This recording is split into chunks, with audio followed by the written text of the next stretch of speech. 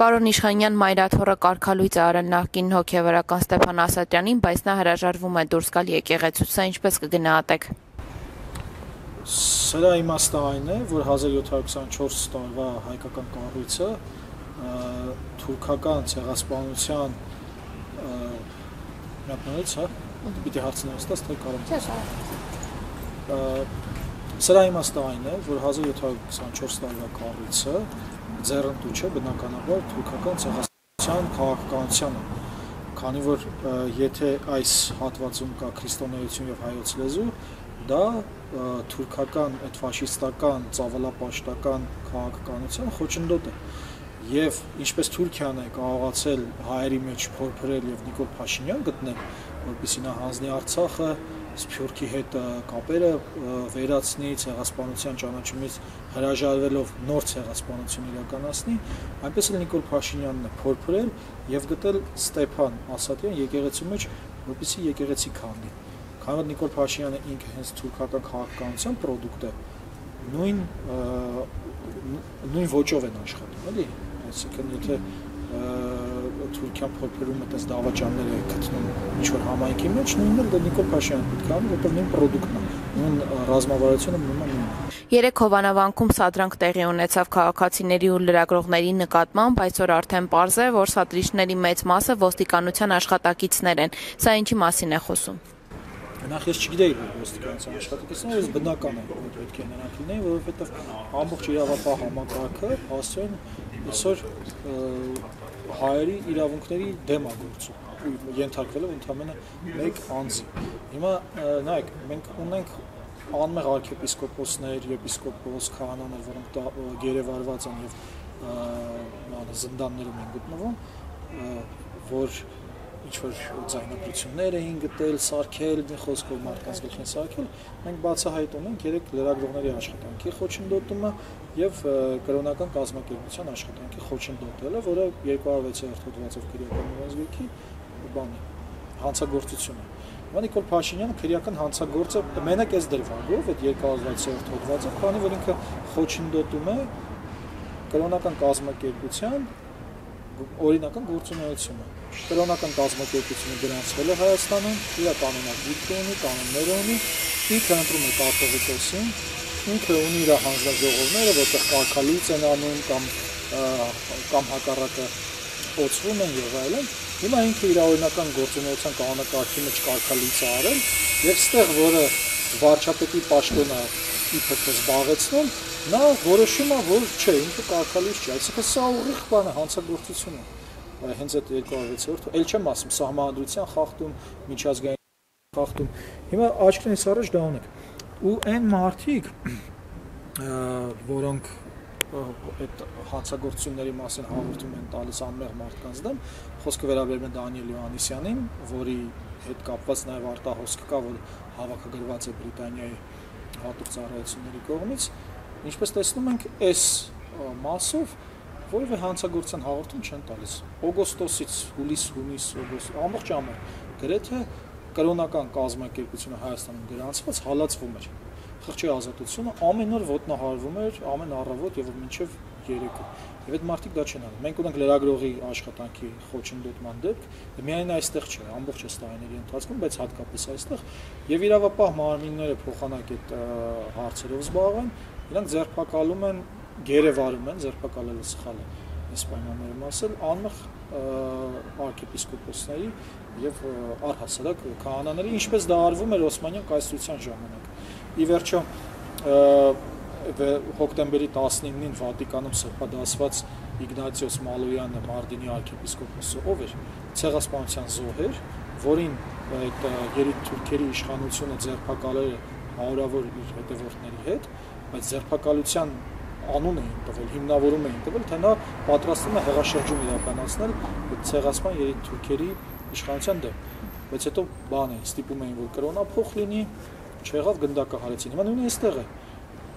Միքայել Աչապահյանին արքեպիսկոպոս գերի են վերցրել, անունը դրել են, կոչ է արել, որ այս ցեղասպանների նկատմամբ իշխանապահություն անի, կոչ է, ինչա չգիտեմ ինչ, ինչը էական չի, էականը այն է, որ նպատակը այս գործողությունների ցեղասպանությունն է։ եւ քաղաքացիական պայմանագիրը ինքը մարդկության դեմ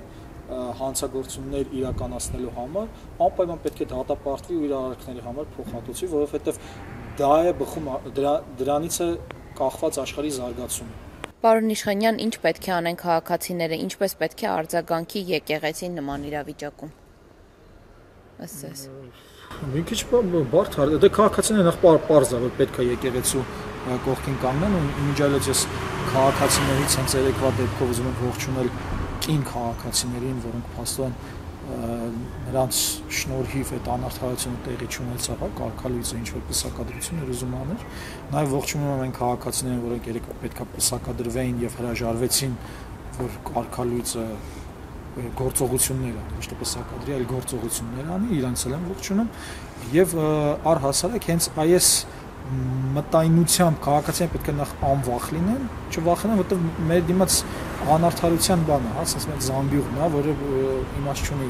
իրենցից վախենալու, պաշտպանեն եկեղեցուն ու ընկալեն այս ամենը ըստ օրենքի եւ մեր ինքնության պրիզմայի, որ Ադրբեջանի կողմից է իրականացվում այս գործողությունները, քանի որ եկեղեցին են ամենակազմակերպված կառույցն է, որը զբաղվում է Արցախում հայկական մշակութային ժառանգության ավերման դեմ գործողություններով, դատական հայցեր է ներկայացնում, ֆորումներ է անում, համաժողովներ է անում, ինչպես նաև արցախցիների վերադարձի իրավունքն է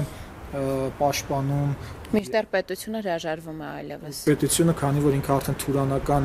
պտուտակ է, բնականաբար ինքը արդեն մեզ հետ կապ չունի։ Ինքը դավանափոխ եղած ինչ որ կառույց է, այդ դավանափոխ քաղաքական եւ կրոնական երկուսը իրար հետ կարանք մեկտեղենք ու այդ իմաստով հա, այսինքն այդ խոչընդոտն է, որ այստեղ այդ եկեղեցին փաստորեն խանգարում է Էրդողանի եւ Ալիևի երազանքին։ Իսկ Նիկոլ Փաշինյանը Էրդողանի ու Ալիևի կախարդական փայտիկն է, այդ թվում նաև Թալիաթի ու Էնվերի, որովհետև նրանց կիսատ թողած գործը այսօր շարունակում է փաստորեն այս ցեղասպանը, էլի։ Կիրակի օրը Առաքելական եկեղեցու կարգը խախտել Կին հոգևորականը պատարակ է մատուցելու, դրան մասնակցելու է նաև Փաշինյանը, ըստ որն է այս ամենի կազմակերպման նպատակը։ Դե հիմ բուն նպատակի մասին խոսեցինք, հա, փաստորեն իրենք ապա լեգիտիմացնում են կրոնական կազմակերպության կանոնադրությունը եւ չեղյալ հայտարարելով հենց այդ իշխանությունը եկեղեցական, իրանք փաստորեն դա բան են 1724 տարվա այդ թելը կտրում են, փորձելով քանդել եկեղեցին, այս սպարզ է, դրանից մեկը մյուսը այդ ազգային բևեռացումը ստեղծված է, բայց ավելի ամրապնդել է բևեռացումը, քանի որ եթե նայենք բան ցեղասպանության իրականացման գործընթացների փուլերին բևեռացումը, դասակարգումը, պիտակավորումը անբաժանելի մասն է ցեղասպանության, մինչև այդ բուն գործողությունը կոտորածը անելը նախ պետք է հասարակությանը սևերի, սպիտակների հանել իրար դեմ, որպեսզի իրար բան անեն, ատեն, Ռուանդայում ոնց էր, ռադիո Ռուանդայով չէ, անընդհատ բան էին, ատելություն էին տարածում թուրքիների նկատմամբ, բայց նույն ազգն էին, վերջը գնացին այս հութուները կոտորեցին թուրքիներին։ Ու հիմա փաստորեն Նիկոլ Փաշինյանը նույնն է անում, սա նույնը եղել է նաև Արցախի հանդեպ։ Արցախցիների դեմ ատելությունը տարածելով, պիտակավորելով, այնտեղ բան էին էլ ռուսների հետ կապելով էին ատելություն տարածում, էլ նախկինների հետ, էլ որ իրանց պատճառով ենք մենք, չգիտեմ,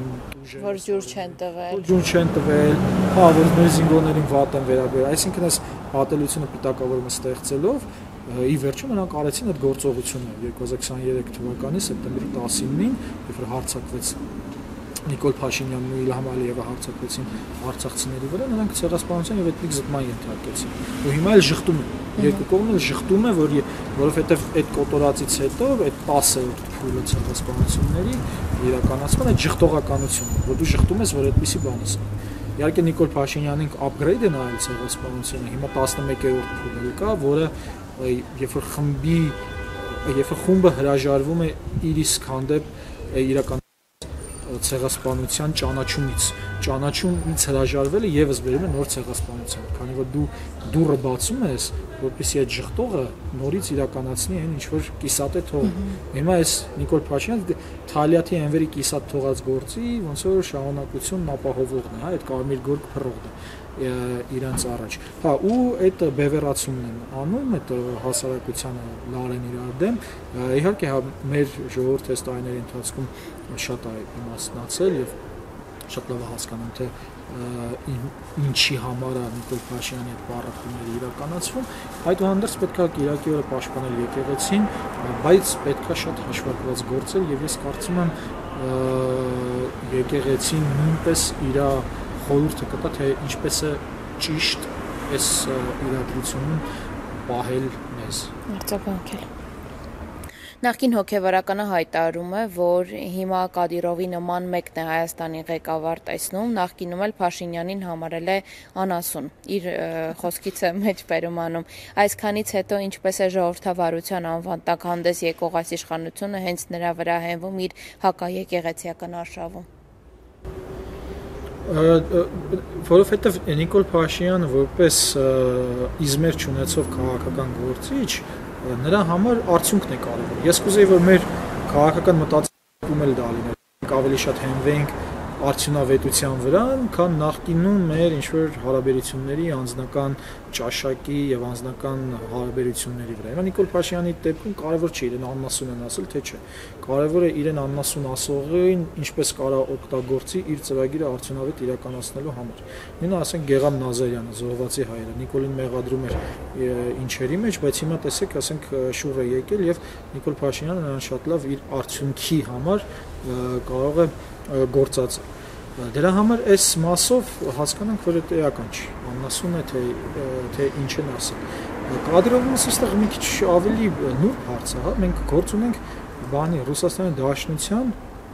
ինչ դաշնություններից մեկի ղեկավարի հետ։ Հիմա այդ գիտեք, այս գավառականությունը, այդ մեծ Կադիրովը, պետք Քիմչենին է, պետք Ստալինն է, պետք եւ այլ այսպես հիմարությունները հեչ է ասել այդ հարցերի լուծում չեն մեկ եւ ցույց է տալ երկրորդ ցույց է տալիս մարդու բանը գիտելիքի բազան, որովհետեւ մեզ ինչ է պետք, չէ, Հայաստանում։ Մեզ ոչ պետք է Կադիրով, ոչ պետք է ասենք Նիկոլ Փաշինյան, ոչ պետք է ասենք Վլադիմիր Պուտին, ոչ էլ, չգիտեմ, Դոնալդ Թրամփ։ Մեզ պետք է համակարգ, ժողովրդավարական համակարգ, որտեղ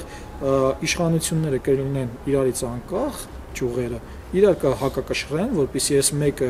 չուզենա ավելի շատ անի, քան իր պաշտոնի մեջ է, ոնց է Նիկոլ Փաշինյանը, մեզ պետք են այդ ազատ ընտրությունները, որտեղ քաղաքացիները կարող են ընտրել, բայց միայն իշխանական ճյուղերի տարանջատումից հետո է հնարավոր արդար ընտրությունները, հա, եւ մեզ պետք է մեր իրավունքների պաշտպանությունը։ Հիմա թե այդ համակարգի մեջ անունը կլինի Կադիրով, թե Տրամփ, թե Նիկոլ Փաշինյան, եթե համակարգը ինքը այդ հակակշիռը ունենալու է, որպեսզի այդ անձը չդառնա Նիկոլ Փաշինյան, մենք լուծելու ենք այդ խնդիրը եւ այդ համակարգի մեջ եթե Կադիրովը լինի, ելի մեր իրավունքների պաշտպանության համար է գործելու, նույնիսկ եթե ուզենա sense մի ոտ առաջ գցի։ Ասենք բանում ոնց էր, Մեծ Բրիտանիայում ոնց էր, Բորիս Ջոնսոնը ուզեցավ հանկարծ մի թեթև դատարաններին մազից բանանի, փոկի, դատարաններն հենց օրը գցեցին, այդ մարդը ստիպված հիմա չկա, կամ նույնը Թրամփը, չնայած հիմա մի քիչ անհասկանալի է թե ոնց վերընտրվեց, բայց կապիտոլիումի վրա հարձակում իրականացրեց, չէ՞։ Հիմա պատկերացեք, այստեղ Նիկոլ Փաշինյանը ազգային ժողովը շրջափակել տվեց, դատարանները շրջափակել տվեց, մարդկանց գլխին գործ էր սարքում գեներալների, բայց հակակշիռ չկար, որ զսպեր Նիկոլ Փաշինյանին, մանավանդ այդ ժողովրդական էյֆորիայի պայմաններում։ Դրա համար այդ քննարկումները այտենց մի քիչ այդ բան է, հենց ցույց է տալիս այդ տղայականության մասին, հա, որ մանավանդ եթե այտենց բաներ ասում ես, շատ հեշտ է քեզ առնելը, որովհետև շատ բան չես հասկանում, էլի։ Հետաքրքիր է, որ այդ քաղաքական կերպարին մեղադրում են հակաժողովրդական քայլերի մեջ եւ այս իշխանություններն էլ իրենց, այսպես ասած, շակերտավոր ուժեղ զենք համարում են այն ժողովրդավարությունը եւ չեն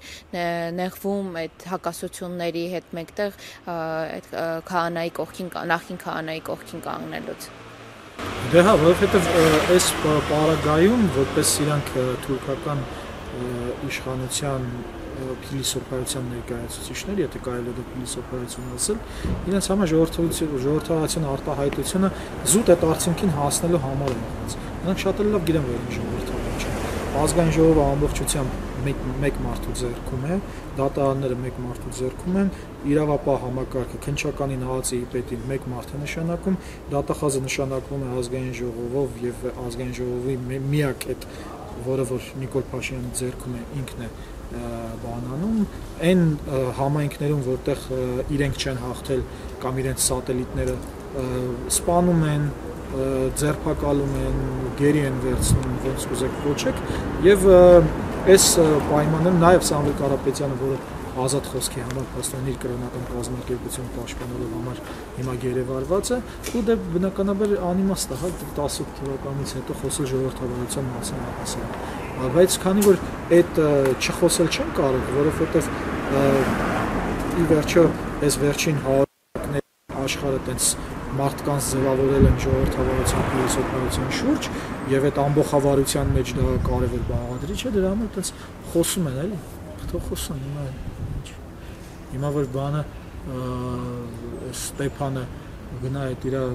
գործողությունը անի, դա պատարակ չի դառնալու, անունը դնելու են պատարակ, բայց պատարակ չի։